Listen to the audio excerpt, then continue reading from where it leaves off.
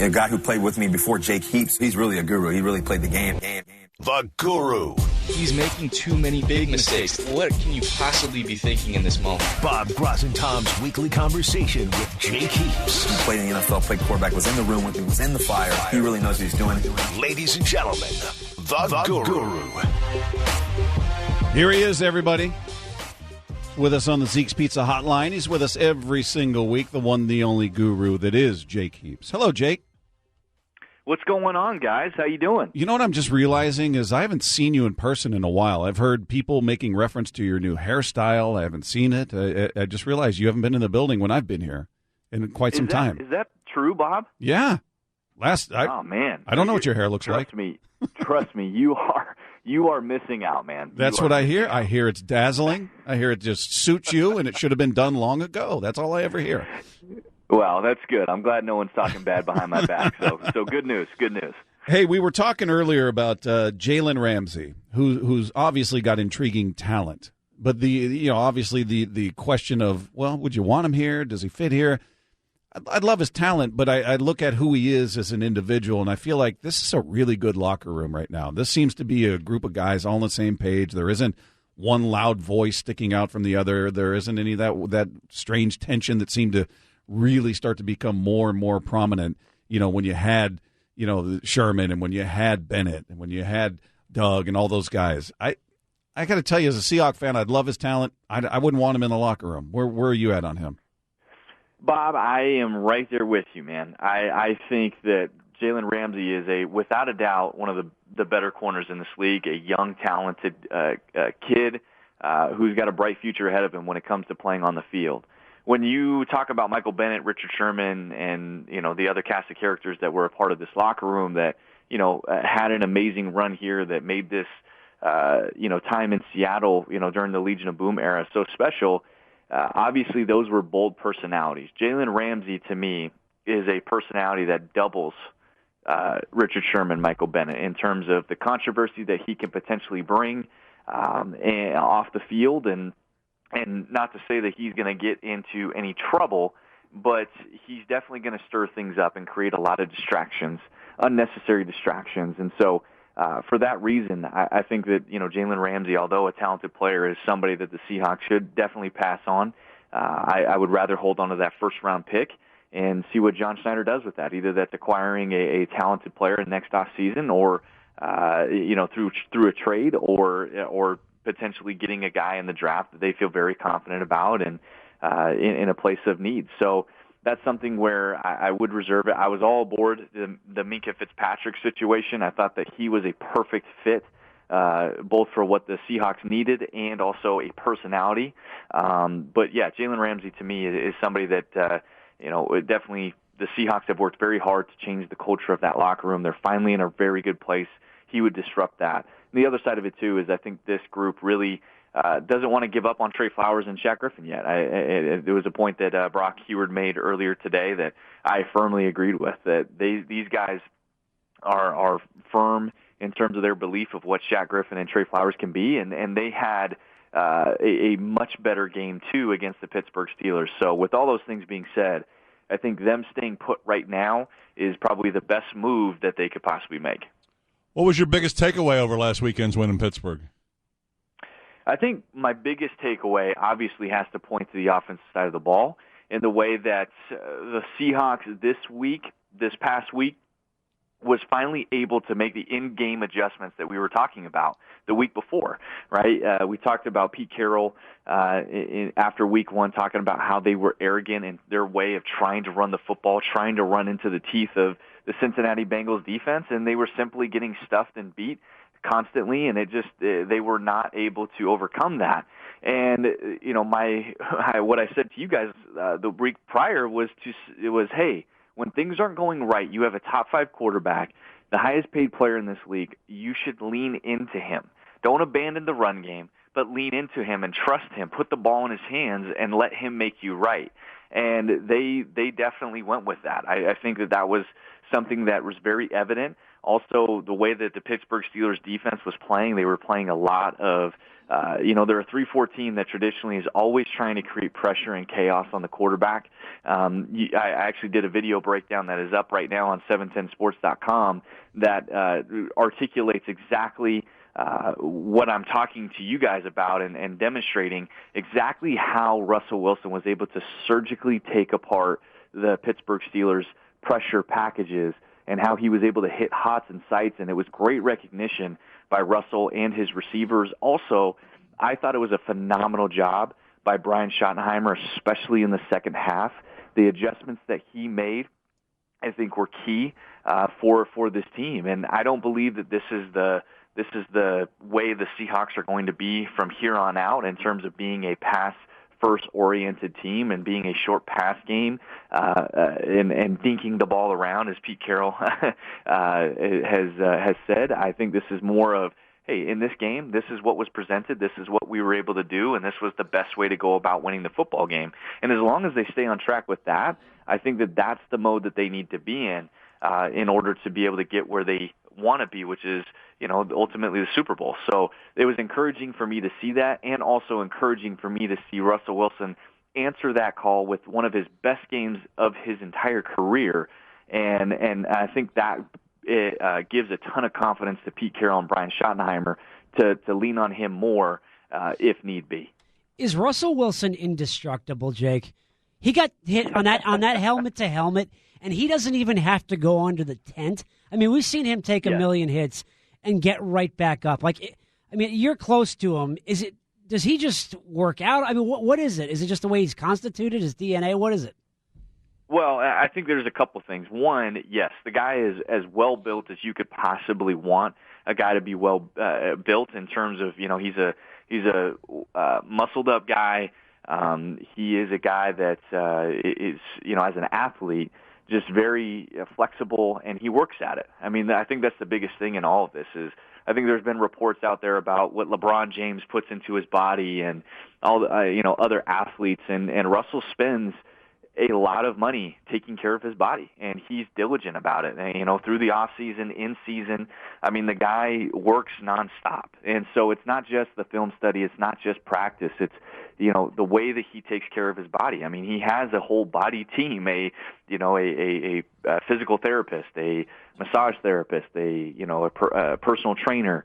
He goes to great lengths to try and keep himself in shape, keep himself at the best shape possible. And through this recovery process during the season, honestly, he's one of the best to ever do it in the NFL in terms of taking care of his body, his routine, and sticking with that. And that routine and that amount of investment in his body, a moment like that where he gets, just an absolute blow to the head, or the slide that scared everybody where the turf just absolutely caved in on him and it looked like he was going to blow his knee out.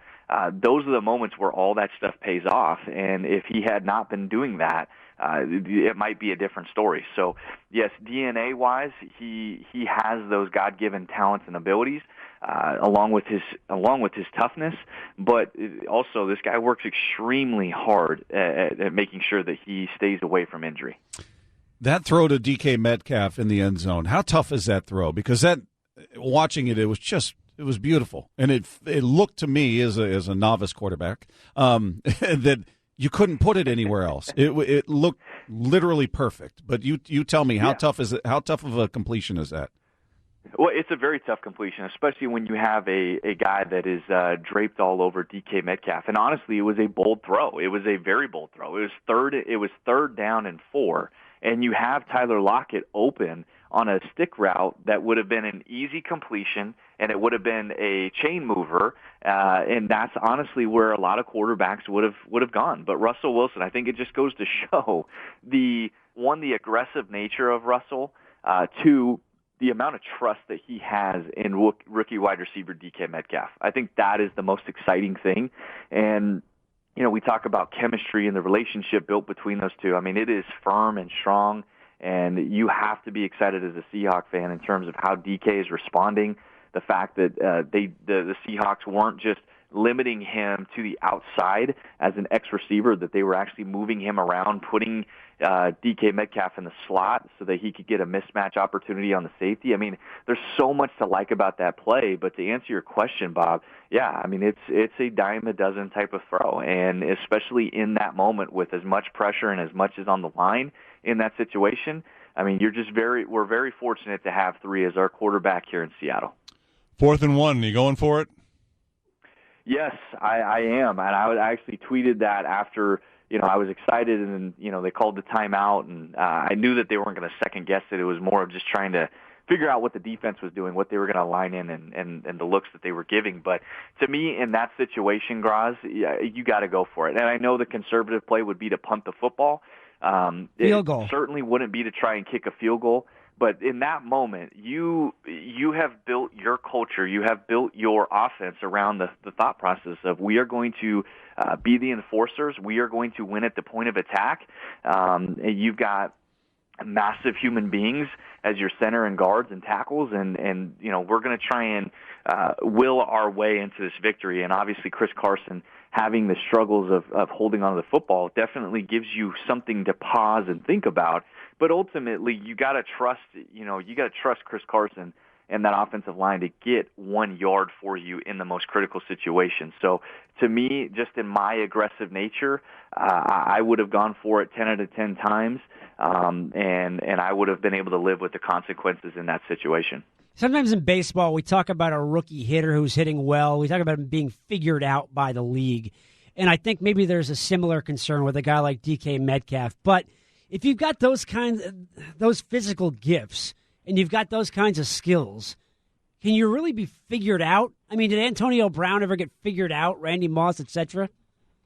No, it's a great question. I think those guys never get figured out. However, if you're not creative with the way that you use them, they can become non-factors, right? And the reason why that is now as a defensive coordinator, you can start shifting and tilting your coverage to one particular player if you keep him in the same spot. But that's the job of an offensive coordinator, is to be unique and creative in finding ways to get your best players the ball and get them in the most favorable matchups. And that's why I come back to DK Metcalf in that situation. He wasn't on the outside running a simple go ball. He was in the inside, and what that allowed to have happen with the way the coverage played out was now you have a one-on-one matchup with the safety instead of a corner, and you're going to take that all day long on an inside fade for DK Metcalf, and that was due to alignment in that particular case. Great offensive coordinators find a way and get creative ways to get guys like Tyler Lockett, DK Metcalf, Will Dissly the ball, despite the fact that defensive coordinators are trying to focus on that particular player. That's why you see Julio Jones have the stats that he has year in and year out. Yes, he has amazing physical tools, but the offensive coordinator, the quarterback, everybody involved works very hard to try and find ways to move them around and create mismatches. So that's what I've enjoyed. That's what I really enjoyed seeing in week 2. And clearly there was a change in philosophy and mindset from week 1 to week 2. And Russell being able to get the ball out of his hands from the time it was snapped to out of his hands, 1.89 seconds. I mean, that is incredible. That is absolutely incredible. That is surgical. That is confidence. That's trusting what you're seeing. And I think that was a big part of the reason why they were able to come out with a victory. Yeah, he had to. Otherwise, he was getting sacked left and right. The line the right side of the line was having a brutal day.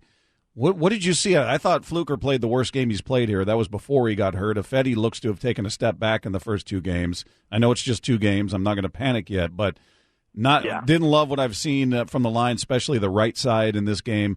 And that's why I thought the call by Pete Carroll on 4th and 1 was so gutsy, because the line hadn't been great, and Carson put the ball on the ground 3 times in 2 games, and he showed a level of faith in him and the line, both of which kind of failed him.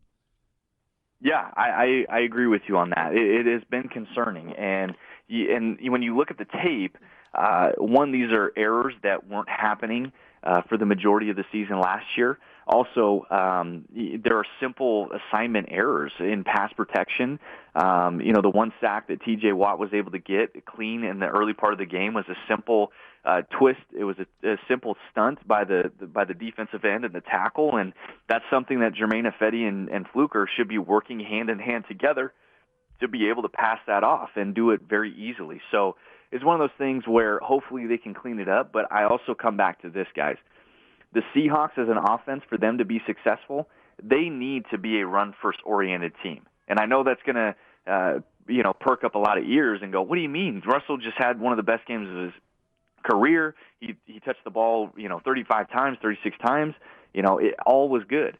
But you look at this offensive line, and like you pointed out, the right side in particular, this is not a group that is built to be able to just, kick back and pass protect in a drop-back pass offense. They need to protect Germain Ifedi, and the way that you're able to do that is be able to run the football and be able to play action pass off of that. And then you can build more things around that, but you still need to have those two things as the basis of what you do. And if you can do that, then you're going to see less errors from the guys like Germain Ifedi and DJ Fluker. That's how you protect them.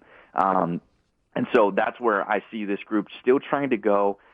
They need to still recapture that identity, but it's nice to see them be successful in the short to intermediate pass game, and hopefully they'll be able to marry this all together and create an offense that truly is one of the best in the league, because I think they have the makings to be just the types of offenses that the Kansas City Chiefs have, the Baltimore Ravens right now, and Lamar Jackson. I mean, you look at some of the best offenses in the league, the Seahawks have all the makings to make that happen. We know who's not going to be playing on Sunday, but what challenges do the Saints provide and present? Because they're obviously not a one-man team.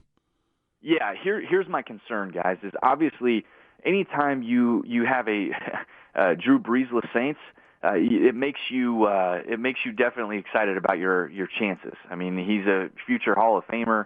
He's one of the greatest to ever do it. My favorite player growing up. I mean, he is an absolute dude back there, and he was very concerning. Looking into this game, knowing that you were going to face Drew Brees, one of the most accurate quarterbacks in the history of the game, with a high octane offense, and Sean Payton. So the fact that you have Teddy Bridgewater back there at quarterback, it definitely you like your chances. However, Sean Payton is one of the best offensive coordinators and one of the best play callers in the game. And I know Teddy Bridgewater looks bad, and they were out of sorts versus the Rams. But like I said, Sean Payton's going to get these guys right. It may not be perfect, but I think that they'll be able to be better than what they displayed on Sunday, last Sunday versus the Rams. And so, the Seahawks, what I hope is those guys in that locker room, they don't overlook the Saints. They're not sitting there going, "Man, we don't have to face Drew Brees, and we should have this in the bag." This is still a very talented, very good team that's going to play their tail off. So, it's going to be a fun environment. Hope the 12s are going to bring it. I can't wait to watch this game. But this is still a very talented group on defense. Offensively, like I said, Sean Payton's going to get these guys right. But it'll be interesting to see how Teddy Bridgewater responds in this environment. This is going to be his first start in quite some time. So the fact that you have Ziggy Ansah coming back, I mean, that gives me a ton of excitement, guys. I mean, the first 2 weeks it's been heartbreaking to not see that guy on the field, just because you're so anxious to see what it looks like with Jadeveon Clowney and Ziggy Ansah on the field together. So the more you watch this group on defense from week 1 to week 2, you have to be very excited about the possibility of this group just continuing to get better each week and get more dialed in. And I thought Lano Hill did a very nice job filling in his first start in quite some time. You know how many games Teddy Bridgewater has started since the playoff game where the Blair Walsh hooked it left? Any? How many? One game he's started since that time. I bet you'll be happy to see the Seahawks again. Right. Jeez. Yeah, it's crazy, right? When you look at that. So, I mean, Teddy is a guy also, when you look at this too, is there was a lot of controversy about Teddy Bridgewater in the preseason, how he had a lackluster performance in the preseason. A guy named Taysom Hill, who is a fun, dynamic player who plays special teams as a quarterback. He plays tight end, receiver, running back, quarterback. He's all over the place. He played a very nice preseason. So it'll be interesting to see how short of a leash Teddy Bridgewater has. And hopefully Teddy can answer the call because, this kid has overcome a lot in his short career. And like I said, there's definitely a lot of rust to knock off, that's for sure. And I think the Seahawks can definitely take advantage of it, if they just come in with the right mindset every day this week and not overlook these guys. Jake, you doing a show tonight? We are not, actually. We are not doing a show tonight, unfortunately. So, all right, you guys are lazy, whatever. Time slot. Laziness, whatever it is. It's fine. That's fine. No, we appreciate it, man. Always good to talk to you, and we look forward to talking next week. And hopefully I'll run into you at some point. Oh, yes, absolutely. I hope so too. And Groz, I hope this is a great, memorable week. I just want to say, this is my last time calling in with you on the show. I want to say I appreciate you so much for your mentorship, for you welcoming me into the 710 family with open arms, and I'm wishing you all the best in this next adventure. It's going to be fun watching you with what you do next on 710. Very nice of you, Jake. Thanks. Good luck to you too, buddy. All right. Thanks, guys. All right. Thanks, guys. All right. Thanks, guys. All right. Thanks, guys.